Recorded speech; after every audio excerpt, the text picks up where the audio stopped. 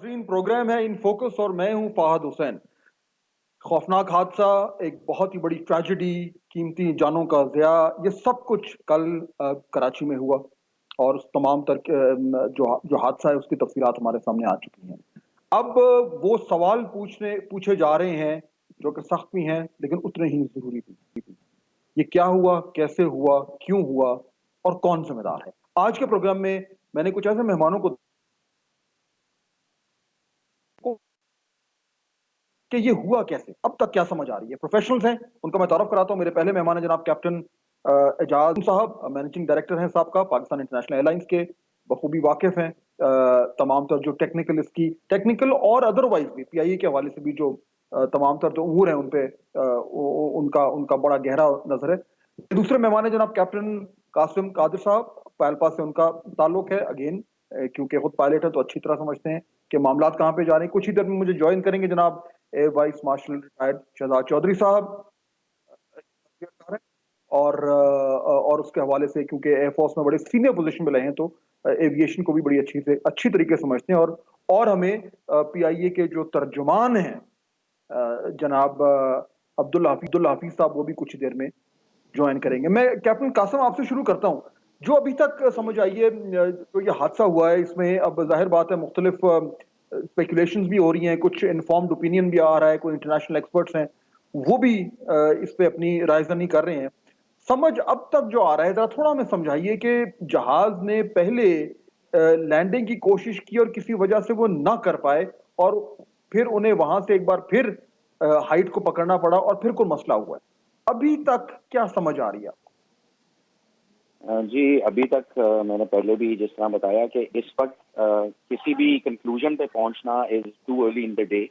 और बहुत सारी चीजें, जैसे जब भी ये कोई इस तरह का हादसा आता है पेश, तो बहुत सारे चेन ऑफ इवेंट्स होते हैं, बहुत लिंक्स होते हैं जो जुड़ते हैं, तो तब कोई चीज सामने नुमाया होती है।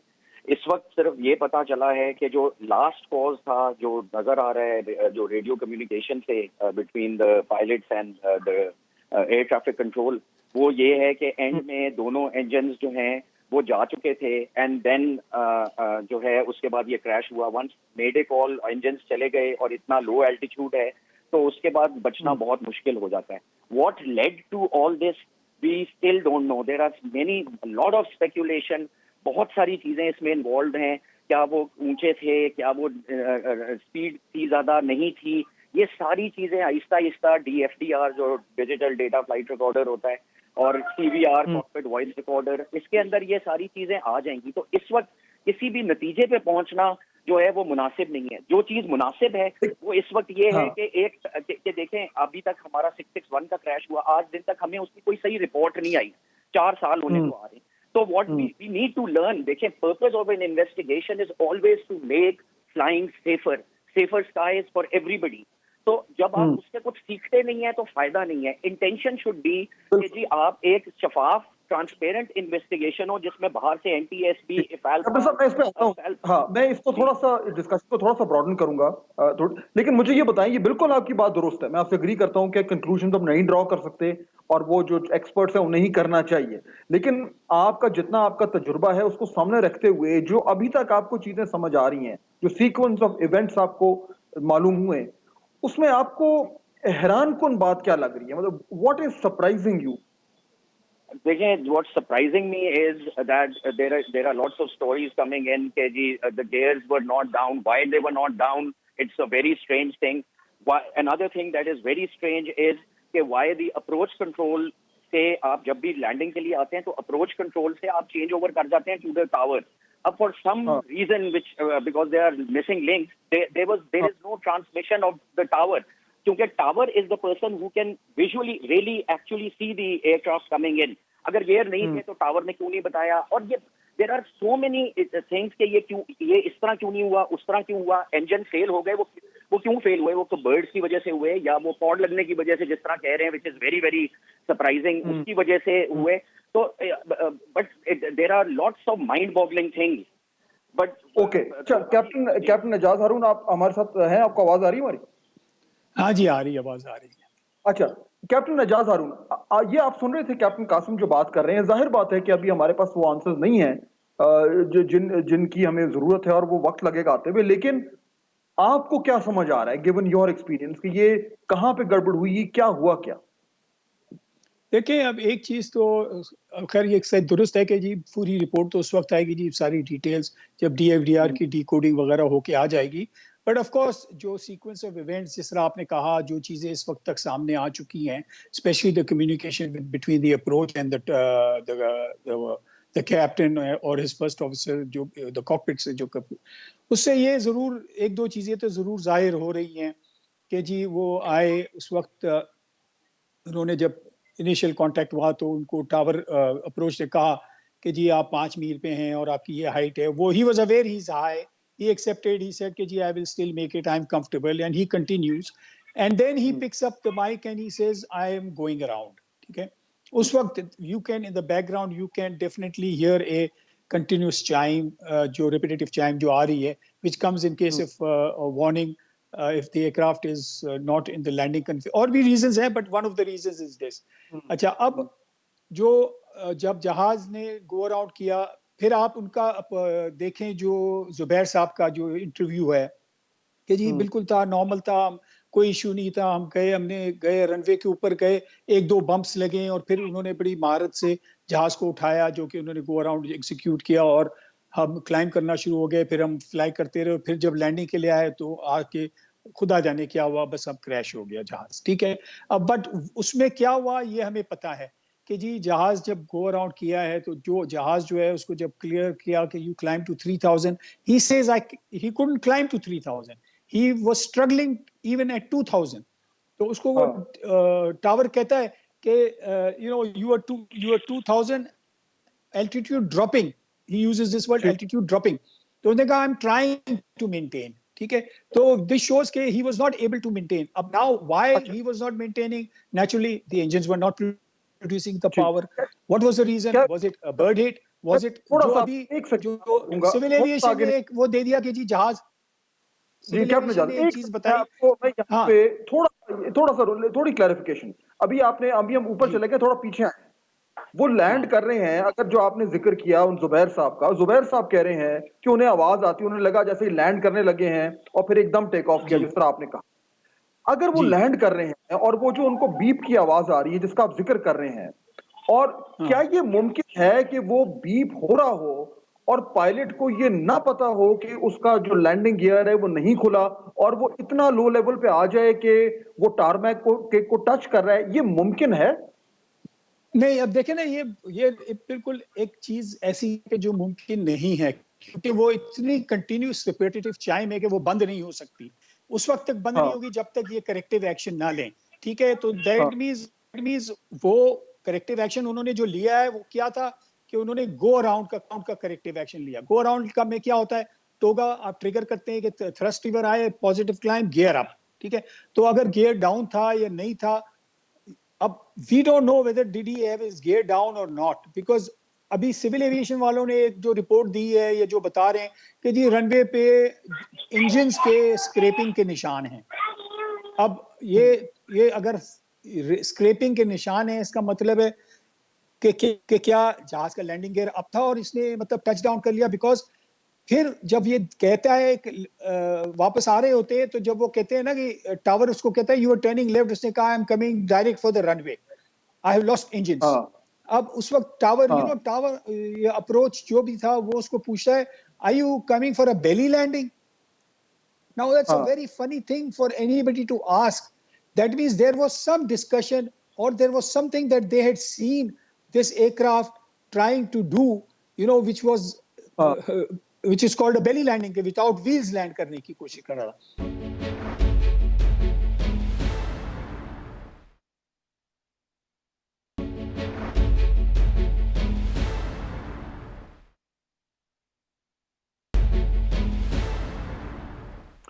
नाज़रीन, ब्रेक के बाद खुश आमदेद। हम ये समझने की कोशिश कर रहे हैं कि मुमकिन तौर पर वो क्या हुआ जिसकी वजह से जो पीआईए का तैयारा है वो गिरा और कीमती जाने से आई हुई। हमारे साथ दो बड़े ही मौजूद मेहमान मौजूद हैं और अभी तीसरे मेहमान ज्वाइन कर रहे हैं। मैं उनका तारुफ करा दूं, जनाब air vice marshal Shahzad Chaudhry साहब, तजिया निगार हैं, कॉलमिस्ट हैं, और पाकिस्तान एयरफोर्स में बड़ा लंबा अरसा गुजारा है, एविएशन को बड़ी अच्छी तरीके से समझते हैं। शहजाद चौधरी साहब, अस्सलाम वालेकुम।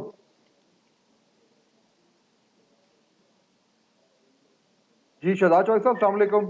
वालेकुम अस्सलाम, मेरी आवाज आ रही है आपको? जी जी जी, मुझे बिल्कुल आ रही है। शहजाद चौधरी साहब, मैं अभी बात कर रहा था, मैं आपको डिस्कशन में इन्वॉल्व करता हूं। कैप्टन कासिम कादरी भी हमारे साथ मौजूद है पालपा के, और कैप्टन एजाज हारून साहब भी हमारे साथ मौजूद हैं। दोनों बहुत ही सीनियर पायलट्स हैं, बड़ी अच्छी तरह जानते हैं। मैं इनसे बात कर रहा था, जो अभी तक हमें समझ आ रही है, इन दोनों का ये तज्जिया है जो बहुत हद तक इट मेक्स एमिनेंट सेंस, कि जहाज जब उतर रहा है तो उस टाइम तक तो सब कुछ ठीक है, लेकिन एंड में को मसला होता है लैंडिंग गियर का, पॉसिबली अभी क्लियर नहीं है, जिसकी वजह से जहाज को फिर टेक ऑफ करना पड़ता है। वो टर्न डाउन करके आता है, लेकिन तब तक उसका इंजन ट्रबल हो गया है, और उस इंजन ट्रबल की वजह से फॉर सम रीजन, हमें नहीं मालूम क्यों हुआ है, वो रनवे तक नहीं पहुंच पाता। अभी तक ये तस्वीर हमारे सामने आ रही है। इसमें जरा ऐड कीजिए, आपको क्या समझ आ? देखिए, तीन चीजें हैं इसके अंदर। एक तो ये कि जब जहाज लैंडिंग के लिए रिपोर्ट करता है, और खासतौर पे जिस किस्म की वो लैंडिंग कर रहा था, जिसको आईएलएस लैंडिंग कहते हैं, तो उसमें आउटर गेट जो बाहर एक जगह होती है 10-12 मील दूर, जहां पर के उसको डिक्लेयर करना है कि वो लैंडिंग पोजीशन में आ चुका है, वो in line with the runway है, और उसके गियर जो है वो डाउन है, या उसके थोड़ी देर के बाद वो गियर डाउन कर लेगा, अपने व्हील्स को डाउन कर लेगा। मुझे नहीं आ रही उनकी आवाज। हेलो, मेरी आवाज आ रही है फाद? Can you hear me? जी जी जी जी, आप बोलिए। अच्छा, आई तो कांट हियर शहजाद साहब की आवाज, हमें नहीं आ एक रही। तो वो जगह है जहां पर के ही हैज टू कंफर्म कि he is got his gear down. अगर वहां पे नहीं, तो जो इनर गेट है वहां पे जाके उसने ये कंफर्म करना है कि उसके तीनों ग्रीन्स डाउन है, वो सेकंड जगह होती है। और थर्ड फिर इनके यहाँ तो और हर जगह पे, हर एविएशन के अंदर मिनिमाज की होती है कि minimum position where you must decide कि अब इसके बाद मैंने ये लैंडिंग कंटिन्यू करनी है या यहाँ से मुझे गो राउंड करना है। और मिनिमाज अच्छे खासे सेफ होते हैं। It is based around the engine spool of time, और आपकी जो स्पीड है उसके हिसाब से कितना टाइम लगेगा, इंजन को पावर आने में कितना टाइम लगेगा। तो ये तीन जगहों पे पहली अप्रोच के अंदर उसने अपने गियर्स को देखना था और ये डिसीजन करना था कि मेरे तो गियर है ही नहीं। इसीलिए उसको एक जगह पे जब शुरू में, गालिबन बाद में कहा गया जब वो लैंडिंग पे आया, कि आपने एक चक्कर लगाना है, इससे ये भी पूछा गया। अच्छा, दूसरी बात तो एक तो ये बात है, जो कुछ हुआ वो इसके लैंडिंग, पहली लैंडिंग की कोशिश के ऊपर या उसके बाद हुआ। और वजह ये थी कि जब वो लैंडिंग पे आए हैं, मेरा ख्याल है, क्या ये मुमकिन है, कि तो कैप्टन साहिबान हमें बताएंगे, क्या ये मुमकिन है कि उनकी हाइट इतनी ज्यादा थी और उन्होंने अपना इतना वर्कलोड बढ़ा लिया था कॉकपिट के अंदर, कि आखिरी लम्हों पे आके वो हो सकता है कि बावजूद उसके कोई इंडिकेशन आ रही थी, शोर मचा था, गियर डाउन नहीं है, गियर डाउन नहीं है, को पायलट भी भूल जाता है, कप्तान भी भूल जाता है, गियर डाउन नहीं होते, और वो रियलाइज करते हैं परहैप्स लैंडिंग के वक्त या लैंडिंग से जरा पहले हमारे तो व्हील्स ही नीचे नहीं है।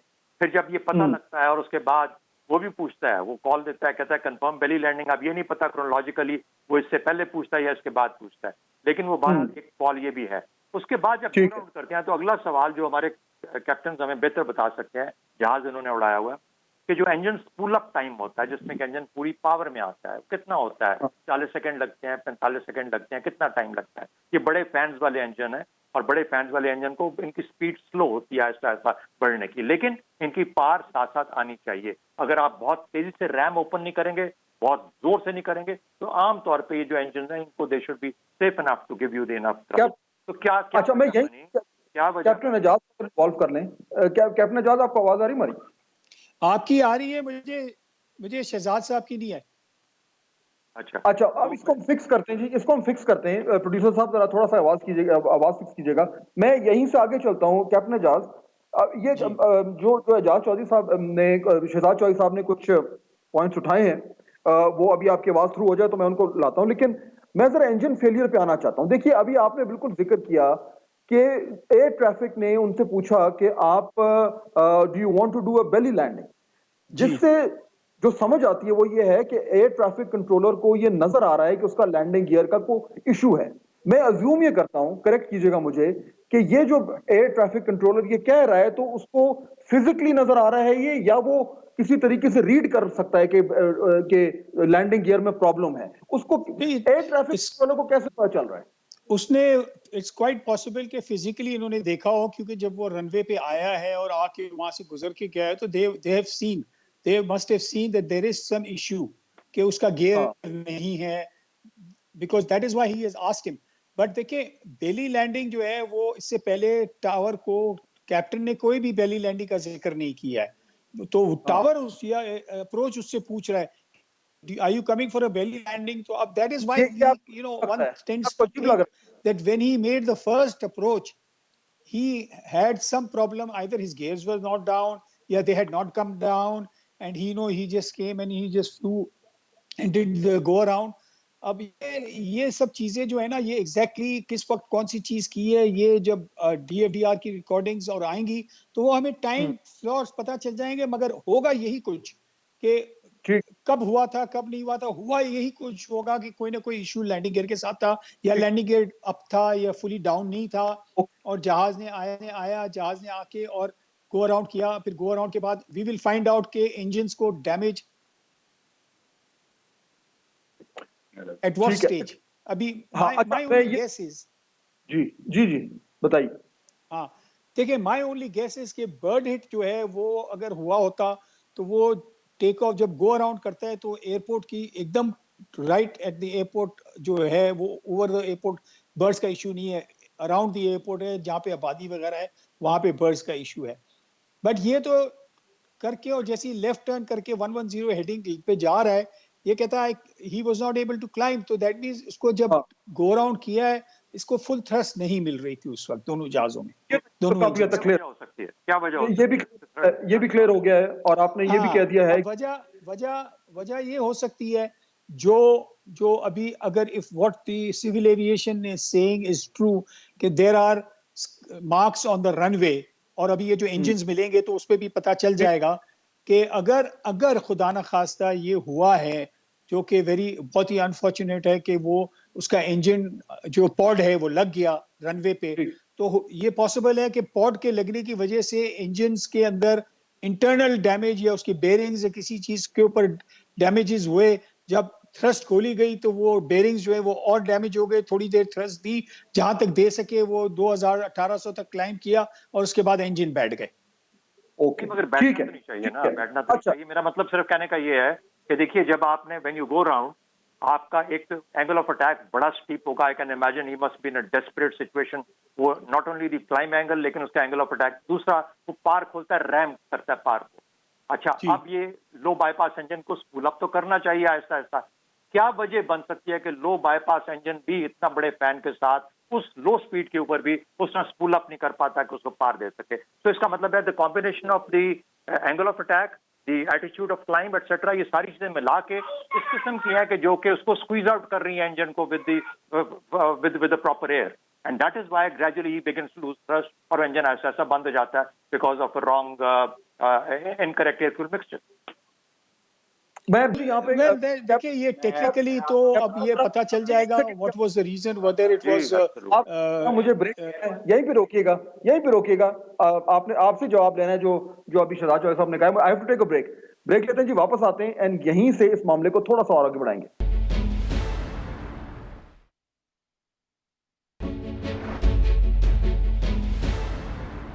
नाज़रीन, ब्रेक के बाद खुशामदीद।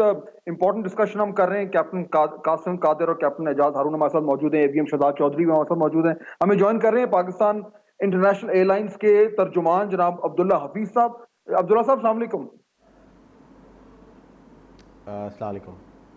अब्दुल्ला साहब ये बताइएगा, क्योंकि मेरे पास सीनियर कैप्टन भी मौजूद हैं और हम बड़ी यानी कि समझने की कोशिश कर रहे हैं कि मुमकिन तौर पर क्या हुआ होगा। पहले तो मुझे ये बताइए कि ये बिल्कुल वाज़ेह तौर पर जो अभी तक PIA ने या सिविल एविएशन ने एस्टैब्लिश कर लिया है कि जब जहाज उतरा है तो वो रनवे को उसने हल्का सा हिट किया है, वहां पे कुछ निशान नजर आए हैं उस पे टारमैक पे कि वहां पे कुछ कांटेक्ट हुआ है, ये कंफर्म करते हैं आप? अच्छा, फर्स्ट ऑफ ऑल मैं एक बात छोटी सी पहले से कहना चाहता हूँ, वो ये कि कल 22 मई PIA की तारीख का एक स्याह तरीन दिन था, जिसके अंदर एक बहुत अलमनाक हादसा हुआ। हम बारहा ये डिफरेंट जगहों के ऊपर ये चीज़ कर सकते हैं कि नो मैटर कितनी एक्सटेंसिव आपकी ट्रेनिंग हो, कितने सिनेरियोज आपने सिमुलेट किए हुए हों, या कितने कॉम्प्रहेंसिव आपके प्लान्स हों, कोई भी आपको ह्यूमन लाइफ की लॉस की तैयारी नहीं कराता।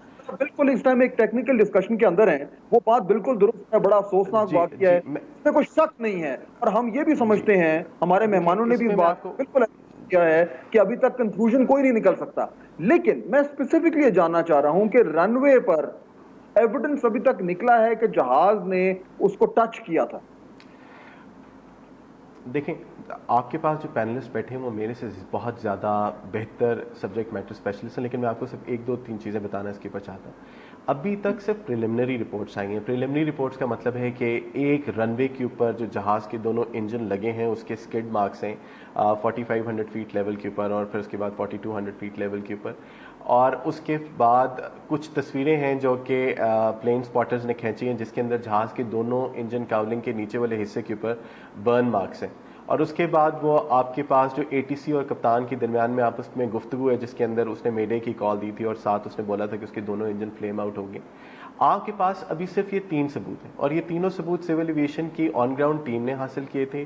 कुछ जो आपके पास तस्वीरें आई जो प्लेन स्पॉटर्स की, जिसको मैंने बोला है कि वो थी, और जो आपके पास जो एक जो उसकी साउंड रिकॉर्डिंग निकली है वो। इसके अलावा किसी के पास कोई इन्फॉर्मेशन नहीं है। और तहकीकात जिस तरह है, जो एक बोर्ड कॉन्स्टिट्यूट हुआ है AAIB का, एयरक्राफ्ट एक्सीडेंट इन्वेस्टिगेशन बोर्ड, वो आज 1 बजे कराची लैंड किए और तकरीबन 2 बजे वो साइट के ऊपर पहुंचे और आज से उन्होंने फॉर्मली तहकीकात का आगाज किया।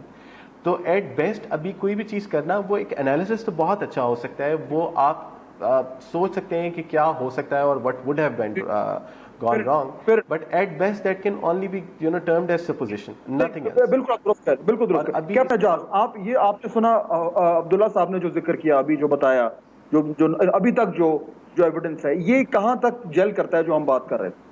देखिए, जो बात मैं आपको कह रहा था कि जब ये जहाज आया और इसने गो राउंड के दौरान, अगर ये पॉसिबिलिटी है जो अब ये कंफर्म कर रहे हैं कि उसके इंजन्स ने पॉड ने टच किया है रनवे को 4500 और फिर 5500 फुट पे।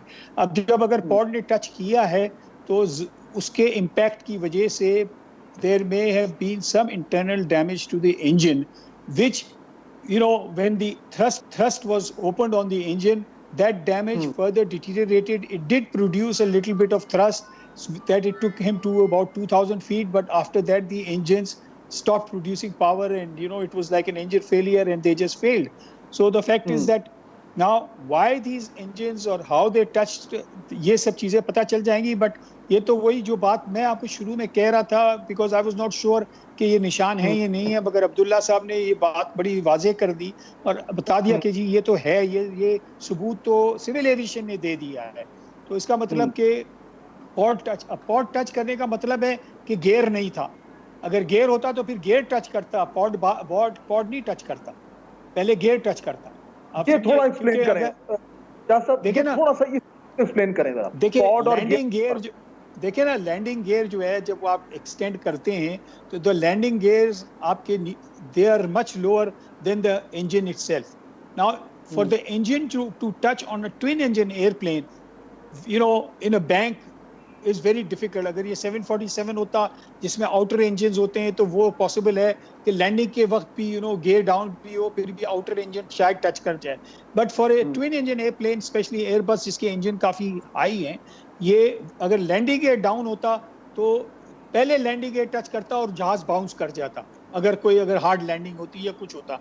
बट द फैक्ट इज के जो एक इंजन टच किया है फिर दूसरा इंजन टच किया है, इसका मतलब कि वो landing gear were either not fully extended, they were just hanging, and they were above the gear. So I mean, I think this is probably it's what the scenario was. अब again जो चीजें हैं, verification, proofs और इन चीजों का हम एक guess कर रहे हैं अपने एक्सपीरियंस से और विजुअलाइज कर रहे हैं। But most likely I don't know, अब आप कादिर साहब से पूछ लें, हो सकता है उनका कोई और व्यू। जी कैप्टन कासिम कादिर, आप हैं मास्टर लाइन पे? आपको मेरी आवाज आ रही है? जी मुझे आ रही है। आपने सुना ये अब्दुल्ला साहब ने जो जिक्र किया, जो कंफर्म किया? क्विक टेक मुझे दे दें अपना, क्विक, फिर मैं जरा शहजाद चौधरी साहब से थोड़ा सा इंक्वायरी के बारे में बात करना चाह रहा हूँ, वेरी क्विकली, ब्रीफली। जी मैं आपको उसका भी, पहले शहजाद चौधरी साहब का सवाल था जब आपकी ब्रेक हो गई थी कि ये एयरबस 320 थोड़ा सा फर्क है डिफरेंट बाकी जहाजों से जो हम बोइंग भी फ्लाई करते रहे हैं। उसके अंदर थ्रस्ट लीवर, वो कह रहे थे कि स्पूल अप टाइम क्या है और स्पूल अप क्या है, इसका जरा सा फर्क इस तरह से है कि इसकी थ्रस्ट लीवर जहां से आप पावर देते हैं, दोनों इंजन के दोनों फर्क थ्रस्ट लीवर्स होते हैं अलग अलग, उनको आप जिस तरह बोइंग 777 में आप आहिस्ता आहिस्ता थ्रस्ट लीवर को आगे ले जाते हैं, और अगर आपने पावर पीछे करनी है आप थ्रस्ट लीवर को पीछे लेके आते हैं। इसमें ऐसा नहीं होता, इसकी एक फिक्स पोजीशन होती है, जो उसके डिटेंट्स बने होते हैं, जिसके अंदर आप उसको रख देते हैं, और जो फडैक है, full authority digital engine control इसको कहते हैं, वो अपनी खुद ही स्पीड से आहिस्ता आहिस्ता स्पूल अप करता है इंजन को टुवर्ड्स इट्स फुल पावर।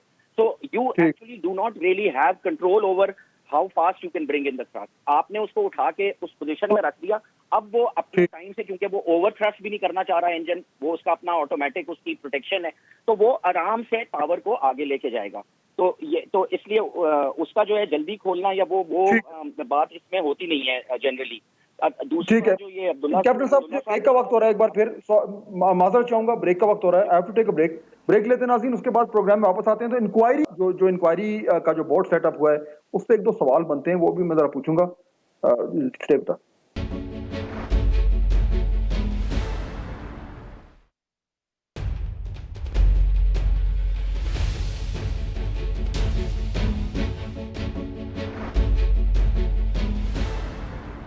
नाज़रीन, ब्रेक के बाद खुश आमदीद। तब आखिरी प्रोग्राम का आखिरी हिस्सा है।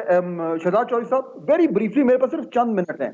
देखिए, ये जो बना है, जो इंक्वायरी बोर्ड बना है, अब इसमें मैं सिर्फ ये आपका ओपिनियन जानना चाह रहा हूं कि इसमें जो ये मेरे सामने नोटिफिकेशन है, और इसमें जो 4 लोग हैं उसमें से 3 लोग जो हैं वो सर्विंग एयरफोर्स के ऑफिसर्स हैं, और जो पीआईए के हेड हैं वो भी एक सर्विंग ऑफिसर हैं, सीनियर ऑफिसर हैं। मुझे तो ये डायरेक्ट कॉन्फ्लिक्ट ऑफ इंटरेस्ट नजर आ रहा है। Conflict of interest Kisna? PIA belongs to the PAF. What is the conflict of interest? Secondly, one safety that we must keep in mind, जो इसके अंदर सेफ्टी है सबसे बड़ी, कि जो फ्लाइट डाटा रिकॉर्डर जाएगा वो एयरबस की कंपनी में डाउनलोड होगा, उनकी इंडस्ट्री के हेड ऑफिस में डाउनलोड होगा, उनका सेफ्टी जो सिस्टम है वो डाउनलोड करेगा, डाटा आपको वहां से आएगा। फिर उसके बाद देखिए, हमारे यहाँ तो ये तो एयरफोर्स के अंदर, यहाँ पे तो इनके यहाँ लकीली अब हमारे ये फ्लाइट डाटा रिकॉर्डर्स हर जहाज़ों पे आ गए हैं, नए जहाज़ों पे। जिस ज़माने में नहीं होता था, आप सिर्फ सीक्वेंस ऑफ इवेंट्स लेते थे, उसके बाद हाइपोथेसिस डेवलप करते थे, and then you would match up the pilot statement, अगर वो जिंदा था या जिससे किसी ने देखा उसको मैच अप करते थे, और आप उसको रीबिल्ड करते थे। यहाँ पे तो लम्हा ब लम्हा रीबिल्ड किया जाएगा, लम्हा ब लम्हा रीबिल्ड करके ये डिटरमिन होगा कि ये इस लम्हे पे उसकी एटीट्यूड क्या था, उसका एंगल ऑफ अटैक क्या था, उसका पावर की सेटिंग क्या थी, उसकी बैंक एंगल की, एक एक चीज का आपको पता चल जाएगा। और जो उस पायलट ने एक्शन लिया, जो आपस में बात हुई, उसका आपको मुकम्मल तौर पर रिकंस्ट्रक्ट करके, तो आप छुप नहीं सकते मुकम्मल इस आजकल के दौर के अंदर, क्योंकि ये कहानी ना सिर्फ आपको पता है, ये एयरबस को भी पता है, और ये किसी और इन्वेस्टिगेशन बोर्ड को भी पता है। तो इसलिए आपके जहाज का डाटा, आपके डाटा, आपके हर चीज का ऐड करना चाहता हूं सर, इस पे मेरी एक छोटी सी वो है, मैं जरा सा इसमें ऐड करना चाहता हूँ। I don't agree with this because the investigation, as हमारे सीओ साहब ने भी कहा था, it will be done by international organization which is the NTSB. There are no experts better than that. जहां तक ये इस पैनल की बात हो रही है, we do not agree, because airline pilot should be involved who have been trained to investigate, जो NTSB में भी हैं, IFALPA में भी हैं, ICAO में भी हैं, और इन लोगों को इन्वेस्टिगेट करने देना चाहिए। हमारा 661 का क्रैश को 4 साल होने को आ रहे हैं, वो अभी तक उसकी जो इख्तिताम पे नहीं पहुंचा। So there are many things. It should be transparent because we need to learn from this. There is going to be a lot of conflict of interest ना कैप्टन साहब, ये कॉन्फ्लिक्ट ऑफ इंटरेस्ट हो जाएगा जब PIA के pilot खुद investigate करेंगे। नहीं, पीआईए के पायलट्स नहीं करेंगे जनाब, पीआईए के पायलट्स नहीं करेंगे। नो, पीआईए के पायलट्स नहीं करेंगे, पीआईए के पायलट बिल्कुल नहीं करेंगे। It will B IFALPA, it will B NTSB, national transportation safety board, which is the biggest I understand, I know that very well. It's not new for me, I know that very well. All I'm saying is, all I'm saying is, ये एक minute, give me a moment. मैं आपको एक let me put it straight here. ये जो लोग हैं, ये मेरे, they don't belong to me, so but let me, as far as I know, they are collecting, उन्होंने डाटा, उसने रिकॉर्ड, उसने सारा का सारा रिकॉर्ड अपने कर लिया, FDR भेज दिया फ्रांस में, फ्रांस वाले डाटा डाउनलोड करके भेज देंगे या कहानी बना के भेज देंगे, ये लोगों को इन्वॉल्व कर लेंगे जिस तरीके से आज तक होता आया, या बोइंग या एयरबस के लोग आते हैं और खुद मेंबर बनते हैं इस चीज के। मेरे पास final word, 20 seconds, final word, inquiry का जो कॉन्स्टिट्यूट हुई है, ठीक है? I think all stakeholders should be taken on board. I mean, it should not be just, from the Air Very Force. right. There should be people, not active pilots. There can be retired pilots. There are people, मतलब पाकिस्तान में बड़े respectable लोग हैं जिनको आप trust कर सकते हैं. ये नहीं है कि जी वो pilot है तो pilot की तरफदारी करेगा. पॉइंट आ I गया. think everybody should be on board. मैं शुक्रिया अदा करना चाहूंगा. बड़ी इंपॉर्टेंट डिस्कशन थी. उम्मीद है कि इससे थोड़ी चीजें कुछ क्लियर होंगी. मैं शुक्रगुजार हूं तमाम मेहमानों का. आपसे मुलाकात के बाद लाभ.